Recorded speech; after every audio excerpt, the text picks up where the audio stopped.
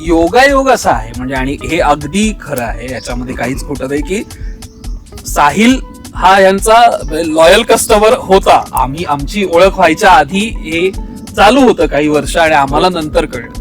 तुझ्या केतकरांबरोबरच्या एकंदरीत व्यवहाराबद्दल खरं खरं सांग. हो, प्रीमियम फळ असल्यामुळे मुळातच त्याची किंमत जास्ती असते आणि त्यामुळे त्याला एक फॅमिलीच्या ह्याच्यात त्याला बजेट लागतंच करावंसं. सो माझी आई दरवर्षी एक स्पेशल आरडी आंब्याच्या सीझन साठी करते, जी बरोबर मार्च मध्ये मच्युअर होईल असं ती प्लॅनिंग करते. आणि मग त्या ह्याच्याने, कारण तिचं प्रेम व्यक्त करायचं हे एक माध्यम आहे की पोरांनो तुम्ही मनसोक्त आंबे खा.